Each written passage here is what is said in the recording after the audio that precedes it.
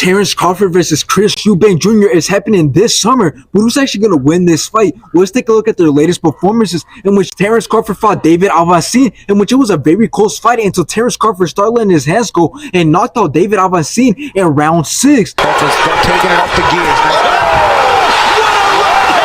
Now, after this, we all know that Terence Crawford went on to fight Errol Spence Jr., in which he dropped him in round 2. Spence.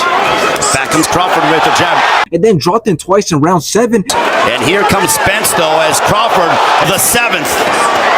A big shot! And then Terence Crawford finished the job in round 9 by TKO. It's hurt again. All right, hook that wobbles him. Spence might be going down again, and this one is over. Now let's take a look at Chris Eubank's latest performances, in which he fought Liam Smith, in which both started off very fast until Chris Eubank got dropped and then got back up just to get TKO'd in round 4. He's on the brink. 2 minutes remaining. Eubank again. The tail of the After this, Liam Smith did give Chris Eubank the rematch, in which this time Chris Eubank was putting so much pressure on Liam Smith, in which he dropped him in round 4. And after this, Liam Smith was not throwing anything at all, in which Chris Eubank dropped him again, and then Liam Smith got back up just to get TKO'd in round 10. Eubank chopping down with the right. Smith trying to stay out of the way.